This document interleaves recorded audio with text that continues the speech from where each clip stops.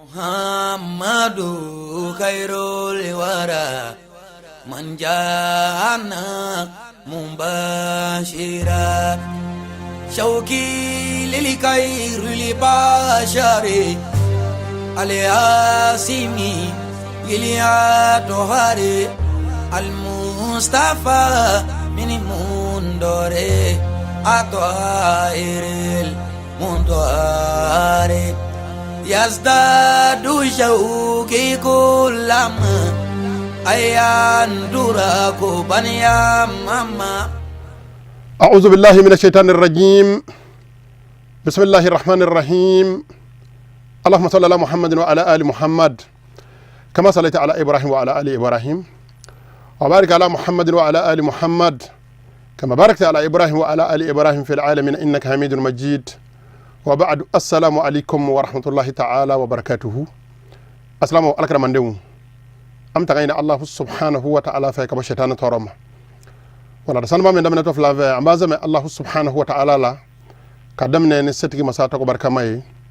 hasakina mana suya sabati ko alakira bako sallallahu alaihi wasallam ko mumin hakli maka bara o bara ni ya damene ne ba faka barka soro bara ina kiki seme allah subhanahu wa ta'ala la ka damene ni setki masa to ko barka mai o yamaru salma la batul kama aslamu ambi bara ina damene ni allah subhanahu wa ta'ala to ko barka mai ka salka alakira baka sallallahu alaihi wasallam allah subhanahu wa ta'ala ya nyamaru yani aye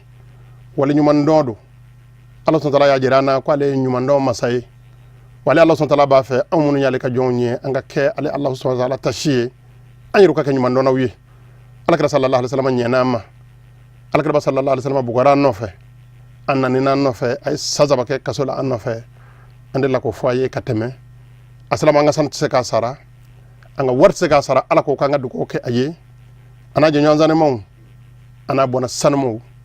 amo yamar sanna ma labato am solke alkrabaka sallallahu alaihi wasallam namboro la mu'minu ami fulli alislam chemama ana musoma ka salamu fo ku barkada abo chogola insha Allah ta'ala wajibi bledo an nashkura kafatal muslimin anga alislam furba jama kulu fo ku barkada assalamu ya jirana kono mbara ni kwa bena umma oluka jirali ana ko bange anye o banjigi chenye Allah subhanahu wa ta'ala la kafo ko benedo Allah subhanahu wa ta'ala ma joni alati nyoni joni Allah subhanahu wa ta'ala baruke ngene Allah subhanahu wa ta'ala cici aka joma siraw siraka ibi jiginya Allah subhanahu wa ta'ala la no oyi ne mo wadi bokolo save mono ngabo ala bolo ko mabi jigi cenya olula maga kan jigi cenya asama forba jama kulula o ko mam salamu fo ko barkada kada Allah subhanahu wa ta'ala ala yamaru kana ko ala ka barkada non sirbo ya fanya fana o chogo kele ka ko mallama shukuri nas ala shukuri Allah ni mawma aywa nama aywa mo barkada halat sigit seka Allah subhanahu wa ta'ala ya barkada ambe asam fu jama kullu barkada hukmu konnana khususan kullu man da'a aw fariha mawma na yedu ko kene mbarani mawma nan so jara ni mbarani kelila aw shakara aw sa'a fi najahi hadha al-amal wal ma ayim ni mbarani barkada siraw siraka wal ma kewalo ta kan nyishi ni mbarani ma jango barani ga saka nye jango aka sabati jango akake ibtigha li wazi ilahi azza wa jal jango akake Allah subhanahu wa ta'ala nyeda nyinni kama jango akake asama furba jama kulun nafalanyi amba be fo ka be barakada kadu ko nyini abele jele fe kadu ko ke abele jele assalamu tawallahu jazaa'ana wa jazaa'akum kulla am ala deli ala kaka ala yakama ala kana sara kayra la sara kun nyumana wa kadhalika narju da'watukum salihah am balma assalamu o chogo kele la njigi kan aka duko wala shunitle sokoman wala aka na sanga duko kele la nimbaran ni ashi ana keneya ana musaka no yali ala ko noko yama ala kan bal al-salam yaka Allah subhanahu wa ta'ala kan vatu al-salam yaka ala ko ke ala kirba sallallahu alaihi wasallam na bona sanmo ngama chogo kele la al-salam sabaqa al-amal bi idhnillah ta'ala kama tuhibbuna wa tardawun ala jenanai nimbaran abina to aka sako yakona insha Allah amma ko bala baran aka kekkecugo nyumamina na ala sonama adenge anabalmake abina sako belejele ke o kolo shilila jango barakato amine nyuma kono wa hadhihi hiya aljalsatu athaniya wal 50 ni yanga sigi biduru ni flanayi Allah subhanahu wa ta'ala ka jien kono fawqa al-minbar al-fiqhi al-maliki minbar al-fiqhi al-maliki sanfɛ ka jɔ alisalama foroba jamakulu ye sharia kalanbolo min bɛ wele ko fiqhu ni diinɛ tɛ se ka ɲɛnabɔ ni a tɛ kuma ɲɛfɛla bɛna jira i la ko walawala alisalama foroba jamakulu ye khususan mazhabu imam dar al-hijrati kɛrɛnkɛrɛnnenya na maliku bɛna ana se ka taa sira ayiwa ko ɲɛfɔ alisalama foroba jamakulu ye alisalama ka se k'a faamu cogo ɲuman na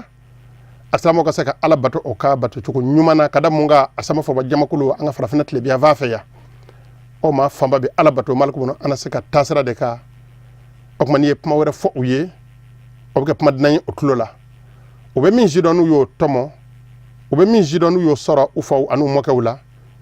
a sɛmɛ sariya b'a ɲini i fɛ n'i bɛ kuma u ye i ka kuma ni o de ye o de y'an bila walada in zikili la maliku bɛna ana se ka taa sira kan a kɛcogo ɲuman alahu subhanahu wa ta'ala k'an dɛmɛ an na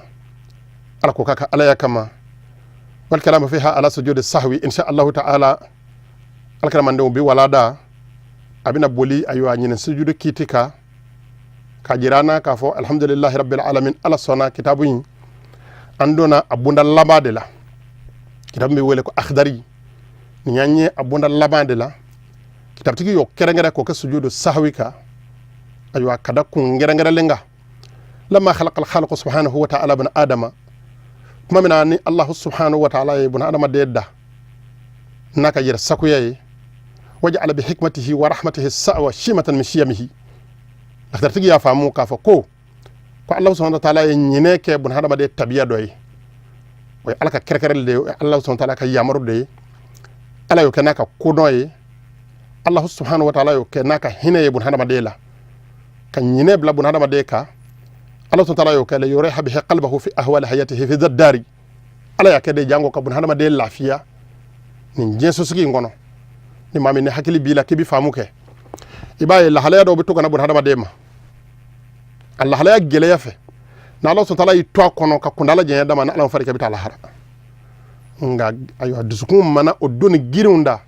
wati kungurni ala bena ni hine ka inyine ebi sonoko ebi duminike o lafiya lay assalamu alaikum Allah subhanahu wa ta'ala fukumbo ka barka da ja nyine era blali bunana ma de ka je o hikman ko don hine de Allah subhanahu wa ta'ala fe o nyine min ala yo ka bunana ma de tabiye itadarahu fi sahwihi halata munajatihi lahu fi salati Allah bana ka hina na hina bilbil badoy as-sona ka yafama as-sona ka hina bunana ma de la momina ni bunana ma de jora amama jalali rabbih adaba ma nyekoro ko abina seli seli munajatu de benal abdi wa rabbihi gino nyonya de do joni daba mace halla nyabo Allah subhanahu wa ta'ala la jamana nyema bakele ki wele ki kana kama go bila ki nyinga cidolo lagal tola o te puma wara do wati o sekoro ngani joye kodo Allah subhanahu wa ta'ala ka bon ayo gino nyonya sengoro fo ko kera sababu ye ki nyine fo fili soro ala ka hine halibi Allah subhanahu wa ta'ala ye ayo yafa dayele ka sayka kalan dayele ka jira na aywa fili soro na dora ka bi cien abi dilani njoko indeka walam ya'uddahu su'a adabin min aywa minhu fi haqqihi ta'ala ala mo jete fana bu na ba den no fe ka fo ku yale ala jogo jugu ya an ala ka jonga ne ala ka jomso e jorane Allah subhanahu wa ta'ala nyefe selide la kala ka nyinene ala ko ki dusu ko blaga do sugu fiya ko na tara baroke ke dusu ko blaga do ka jelate ke hamu na tara ko wera nyini fi nyina na Allah subhanahu wa ta'ala ka seli ko fo seli ye jogo nani ye fo akara jogo duru yibolo fo fedo farala ka mingu da doye Allah subhanahu wa ta'ala hinana bunada madela mo jete jogo jugu ye lidhalika awqahu minhu sallallahu alaihi wasallam ka jirana ko nyina na seli ko fo fedo ye seli soro jogo jugu ya tek ayu ka nyisha Allah subhanahu wa ta'ala ma wadela yake alakra bala nasr la ko jogo jugu ya kundo akunda ke alaka kirala alakra sallallahu alaihi wasallam jogo jugu ya misakala zarrati ta ka Allah subhanahu wa ta'ala sakere alakra badde laka nyineni sahaba wiye fo zul yadani ye alakra satama nyininga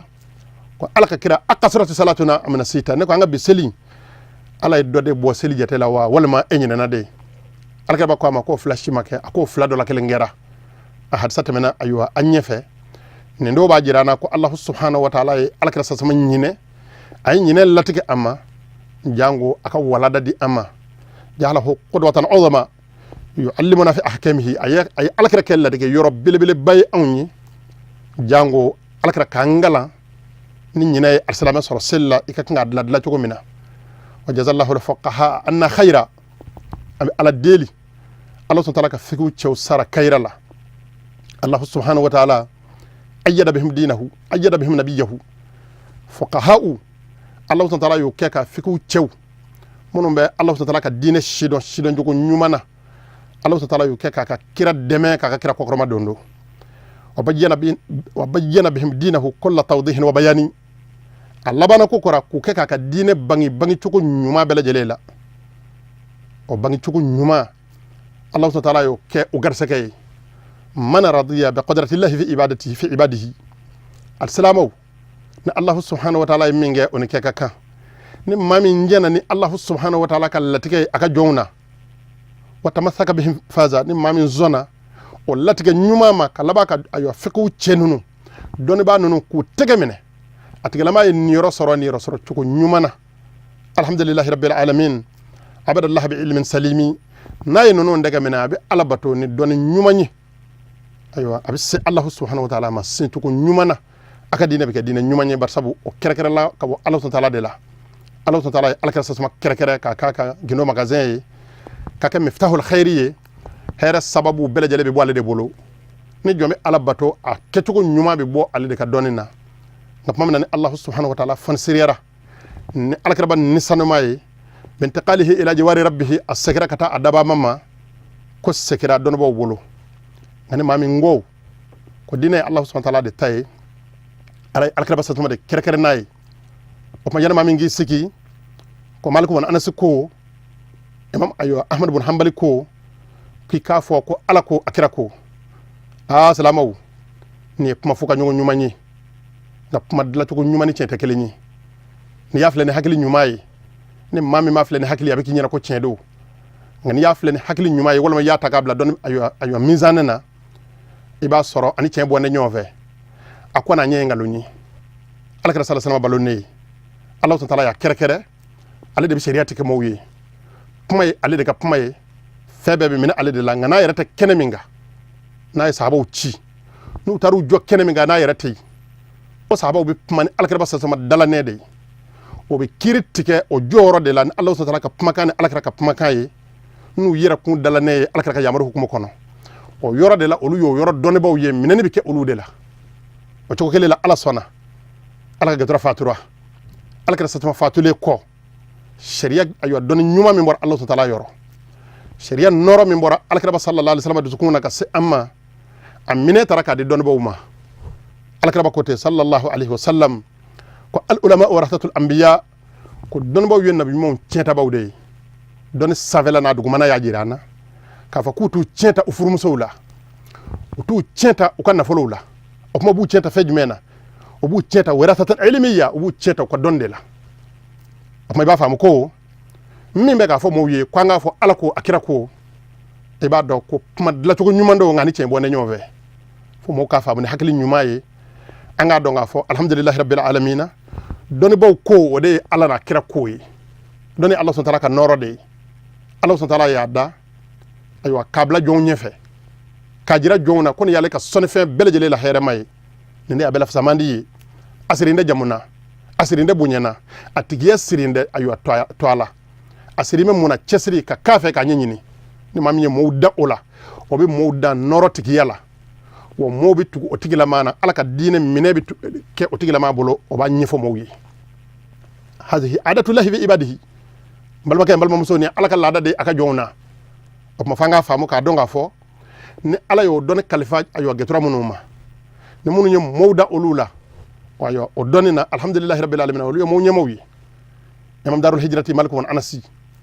imam shafi'i ahmad ibn hanbali imam abu hanifata nonon de tebene ko utlela ni kuni unu nyana manyonye imangalo ndike wa utle tebene ko fe o nyana manable o alaka kede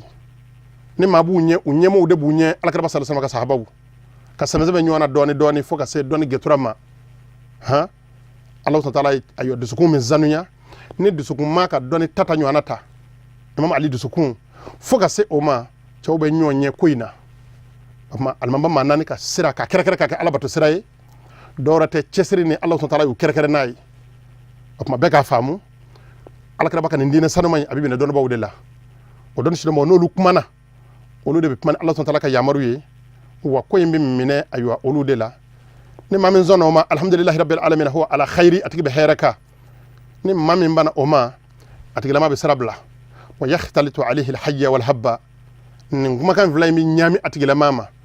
illa an yalqa Allah abusan qamtarira fa ka se ala ma se sugu cɛjugu la waliyazu billah an bɛ ala deli Allah subhanahu wa ta'ala k'an kisi o ma o ma bɛɛ ka hakili sɔrɔ alisilama a y'a hakili sigi waati n'a tiɲɛ kuma n'a caya kuma n'a fereke tiɲɛ ye min ye an b'o de jira alisilamaw la an ye min sɔrɔ an karamɔgɔw bolo n'u y'a ta sariya gafew kɔnɔ sariya gafe minnu alhamdulillahi rabbil alamin n'a minɛna dɔnni dalanenw kan n'a sɛgɛsɛgɛra k'a jɛya dɔnnibaa minnu bɛ wele ko faqahaw ala ka diinɛ faamu cɛw alakiraba dalanen sanuyara ni cɛ minnu ye ko ala y'u kanu ni hɛrɛ ye ko man yuridillahu bihi khayra yufaqihu fi diini ni ala ye maa min ayiwa n kanu ni hɛrɛ ye a b'a tigilama lafaamuya diinɛ na o ŋana an'o gɛtɔra dɔ de ye imam al-akhdari ye aljazairi baskari ala ka gɛtɔra ala ka n'a sara kayira la anw ka jamana dɔnnibaw mali kɔrɔ n'a tile bi n'i bɛ fɛ ka ala bato min bɛ wele ayiwa dɔnni bɛ wele ko fiqhu ni ala bɛ bato n'a ye n'i bɛ fɛ ko kala daminɛ a kalansow bɛɛ lajɛlen kɔnɔ n'i nana bisimila minɛ karamɔgɔ bolo a bɛ lakhdari de d'i ma ni maa min kɛra dɔnnibaa ye ka sɔrɔ i ma lakhdari kalan i bɛ segin i mako bɛ jɔ a la i ka kalandenw b'i ɲininka a la i bɛ segin i mako bɛ jɔ a la i bɛ segin k'a kalan wa lakhdari n'a hajimu dɔgɔya balimakɛ n balimamuso ala ajabu kullal ajabi kabako ye min ye ala ye barika min don kitabu in na Allah subhanahu wa ta'ala ayiwa nafa min bila kitabu in kɔnɔ ani Allah subhanahu wa ta'ala ye kabulu min di kitabu in ma Bukhari sidɔn b'a ta sidɔn ayiwa muslimu kalan b'a ta sidɔn f'i ka segin a ma k'a kalan a karamɔgɔw de bolo o tuma an k'a faamu ko in bɛ minɛ fiqhu de kɔnɔ n'a mako b'a la ka tiɲɛ fɔ maaw ye n'an b'a fɛ ka bɔ ngalontigɛ ni fereke ɲaami na tuma kabakoma dɔ sera ne ma a ye n kabakoya kosɛbɛ nin baara in min n'an sigi filɛ a la a kanuba sɛbɛ dɔ y'a fɔ Senegali jamana ka ayiwa dɔ kun dɛmɛnen ko a y'a mɛn alisilama dɔw de b'a fɔ maaw ye u ka misiriw kɔnɔ ko fiqhu kitabu ye diinɛ ayiwa ci k'a yɛrɛ kɛ k'a caya kojugu k'a gɛlɛya f'a tɛ se ka faamu ko seli la n'i donna a kɔnɔ ni seli feerekɛr'i ma ko foyi tɛ ɲini i fɛ k'i k'i concentré dama ko ni hakili ye min d'i ma k'o de ye tiɲɛ ye subhanallahi o tuma ale ye alakira satuma dɔyɔrɔ min na k'a di hakili ma a tɛ minɛ alakira b'a la bilen a bɛ di de n'i y'i concentré ni hakili ye min d'i ma o ye tiɲɛ ye nin fɔli ye wajibi ye o n'i ma kala k'a sidɔn i bɛ nin fɔ maaw ye ala ka hakili ɲuman di an ma alisilamaw ala y'a seere nin kɔnɔ an ye nkalon ye tulo ma jɔ n'i donna seli kɔnɔ n'a ɲaamina lakdaritigi b'a ɲɛnabɔ i ye ala ka gɛtɔra ko qala allama al-akhdari ala ka gɛtɔra ala k'a n'a sara kayira la a ko وباطلت بالقح مطلقا ولا يضحك الا الله او من غفل كون ماو ما ني دون سيليكون ni ayiwa itora seli la ni ye yɛlɛ kɛ seli kɔnɔ yɛlɛ min fo a ye mankan bɔ ayiwa ko seli bɛ tiɲɛ ni o ye ko ka da mun kan ko maa ti yɛlɛ seli la illa lahi fo maa min n'a ɲinɛ bɛ ala kɔ aw mana gafala walima ni maa min n'a y'a hakili di sɛtanɛ ma a hakili bɔra Allahu subhanahu wa ta'ala la ko wal mu'minu kamilu fiha ya'ridu amma si wallahi wa dunya yarfadu alhamdulillahi rabbil alamin ni kuma ɲuman ye wallahi ala ka gɛtura ko maa min bɛ wele ko mumini ɲuman fi hayaradu amma si wallahi ko n'a donna seli kɔnɔ ko a b'i jɛngɛ ka bɔ fɛn bɛɛ ma fɔ ala dama wa dunya yarfadu ko a bɛ diɲɛ kongo ka bɔ a dusukun kɔnɔ ka dusukun sigi setigi masaka la yahdar alqalbu laha wa yarta'id wa tarhaba an-nafsu jalala man ubid jango a k'a dusukun sama ka sigi ala kan ayiwa seli bonya ani seli nɔrɔ ni seli timiya sɔrɔli kama ko kuma de la dusukun bɛ yɛrɛ Allah subhanahu wa ta'ala bonya kama seli ayiwa kɔrɔta ni seli bonya kama dusukun bɛ siran masa ɲɛ a jɔnmɛ masa min ɲɛ kɔrɔ n'a bɛ k'o bonya n'a bɛ k'o masa sanuma bato a ko fazi salat al-khashi'ina thumma la shay'a alayhi fi tabassumi wala ko ni dusukun min kɛra nin jogo in ye ko a bɛ fɔ o de ma ko ala ɲɛsiranɲɛbaw ka seli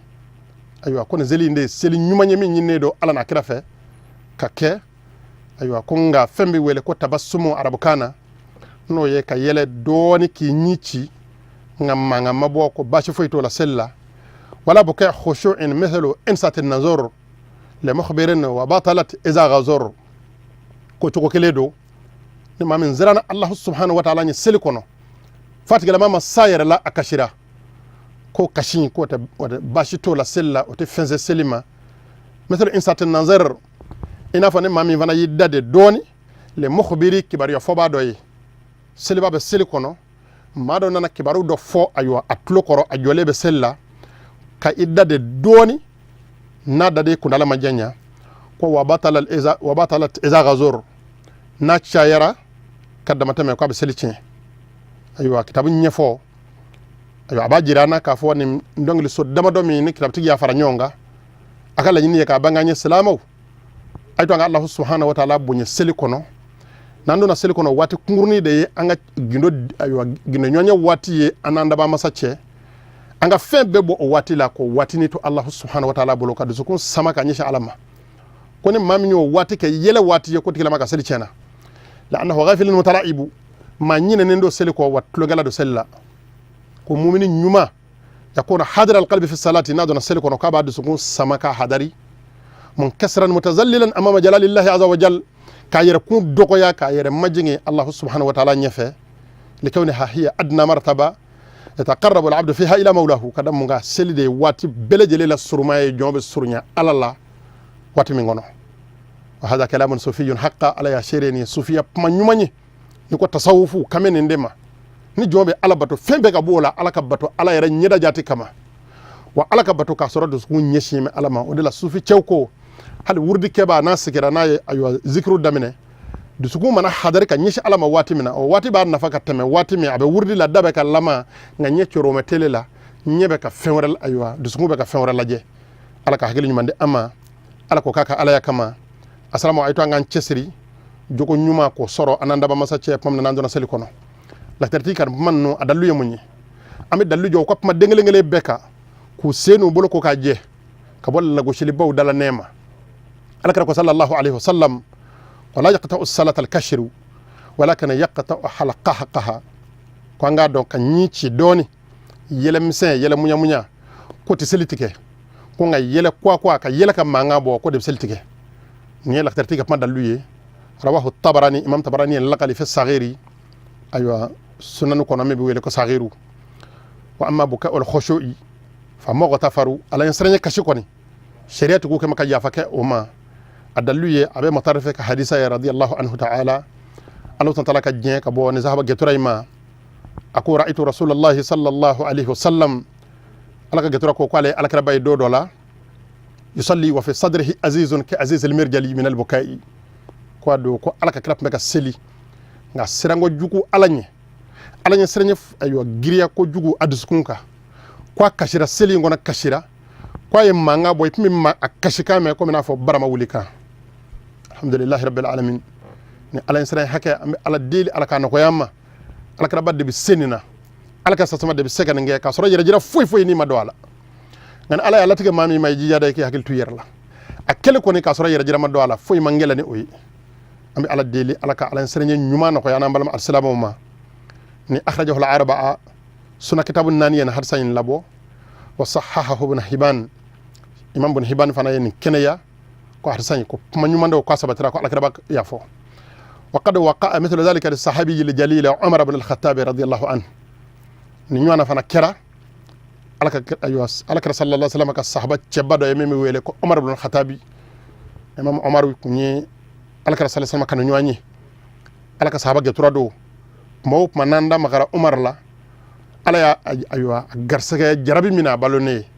ana fatule ko ala ya garsaga jarabi mina amba deme o jarabi talla Umar ibn al-Khattab balone Umar ibn al-Khattab de kera cien farabaye ka bo ngalola mamna alkaraba sallallahu alaihi wasallam dugo ke ko allahumma izzal islam bi ahad al-umarayn ala mba fe ka salamiya bunyene Umar to afla dola kelini ala Umar ibn al-Khattab de kana ni o dugo ye ka se salamiya ma kamina do salamiya la ya ka lemaniya bangi keneka ka jeni la haratai o Umar kira alkara sallallahu fe abalone nyana alkara fatule ko Umar kira alkara ba fe Umar ibn al-Khattab sogole ya jugu fe Umar ibn al-Khattab mina ta Allah hara do mina kuma mina nimma jugu ye duko fajiri dibila kana Umar soko fonu ye furadi ama furabi bo sokoli dafe ya don ko bi koni amirul mu'minin ta'ala harabi adale o dade la Umar ibn al-Khattab ye machi ba don ko kanu kon tsega temeninga o wati de la ngera alkara ba fe abalone wa shufana mbafe o wati de la Umar ko kuka machi ayo sayyidata Aisha ta mamuminu ba kwa nabi sallallahu alaihi wasallam kene toni min dor alkraba kerefe na Umar bi saka dai kwa kunya foye abalone akunya foye abe muminu ka nyema yalla domina seba ye domina na sora kum malo yara anyeda dema ko cide ka ta ijo ayo ali Umar ta yoromina ka cinze ki sayyidata Aisha ta tulola sayyidata Aisha ta ko kwasona kwala kin ngerengere ayere nga kwaye ni fusama ndiya ayere ka de Umar bin Khattab ma Umar fatule ya sutura la yende ma jarabi mun vle Umar nofe Umar ya keta Umar ya donda jarabi do amba de mana fokata sa azaya ma wallahi Umar bin Khattab kira ala kira fa balone wa Umar bin Khattab kira ala kira fa fatule al-salamu amen vo andi sira ni gonye la na khafu fi hada law matalami andi sira ni voli la jalaki baka jalaki linye ambi ala deli ala ka getura Umar bin Khattab adella ka do selila ala sira ni nyuma fe ni nyuana kashishiya yera Umar fe rawahu al-Bukhari Imam Bukhari ni lakali ambi ala deli ala ka hakil nyumandi amma halbi ka jirana la khtarti be ka wolo mani ako waman yaqum anil julus raja'a malam yufaraq bi yadihi al-mawdi'a tabti ko ni mami nyinena seli fanana misali yala ay jogo fla seli a kanga sigide ka tahiya kalala anyinena ka foka wuli kwati galama be seki malam yufaraq bi yadihi al-mawdi'a madama na taga fla ma wuli ka baduguma waruku batayhi wa tamadal munfasil wa lam ya'ud wa minhu qabl yunqabil kuni taga fla ani primero kuru nolu fla be ma boduguma ebi sey kani sigi foy mi ka seli soro ebi tahiya kala akala njogo nyumana ka tabe ni ka seli ngani taga fla wuli la primero kuru fana wuli la o koray ko be tasade ati seki ha aywa wa minhu qabl yunqabil seli mana ban wati mina chamanje sigili tahiya minyaje abe qabla sujuru ke ko dak odla o koray munyi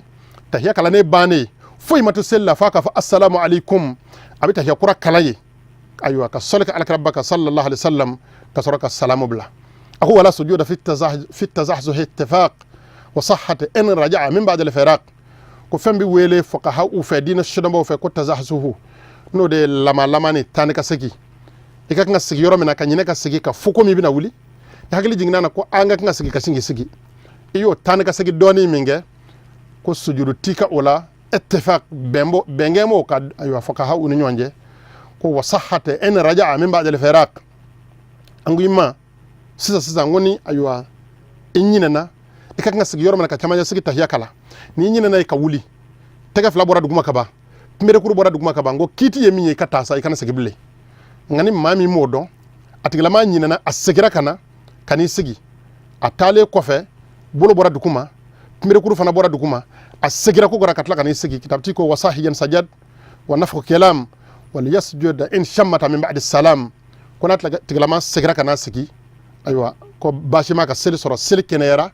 ngabi aywa ba'da sujudu ke selibane ko fe ako wonna fa kelam kanga donga fo puma seli kono ayo fieli seli kono ka fedo fieki to sella ko bi jate puma e sharia shidombo fe ni puma na kito seli kono puma kiti e mi kwani fieli kiti e kelinyi ko wala sujud in shammata min ba'di salam ko ma ka sujudu ke salamu blale ko fe ka ba'da ayo sujudu tindiru ko flake mami ni to seli kono ka tisho mbato do dalamine al salame do tisho ekrefe oti ko alhamdulillahi rabbil alamin ayo tigala ma dalatike kaddu ko ke atigala maye ka sorla ita shidon ayo koni o sorla mamina no fili mami zora ka seli kono may mi jate jidiliye nga seli cenande ko atigala maka ayo seli bane ko nay salamu bla abi allahu akbar kelen voni farda ngani yaye ka tahiya kura kala ka soraka salamu bla alhamdulillahi rabbil alamin ka seli dalakinyana insha Allah ta'ala assalamu alaikum wati kurana yana ala sonama bara mina to sena doni lakhdar suriyana dakena nanye kitab sanama inda tugo domina insha Allah ta'ala ambe malku bona anse ka nyina ma dayala o do bina don ko karamo ko bila wallahi fitini min don bila do be faraka malku bona anse ka manaqibu kitabu fame ulama u yebbi kitaka kitabu de saba kitabu kaza fi manaqib maliki mashit saka no yesu kron ngele mazabu yivana ka alabato tasra minga kajira moula ko ku vepmate kajira moula kwa jome ala na kira ka pamade ka insha Allah ta'ala dona tawla amina ayo o dallu jele de alislamu ma maza malikiya jome ayo dallu jele mononga amina dallu jele de alislamu ma kelengele dal tan woro maliku man asi o de faranyonga kaka mazhabu siku o de ka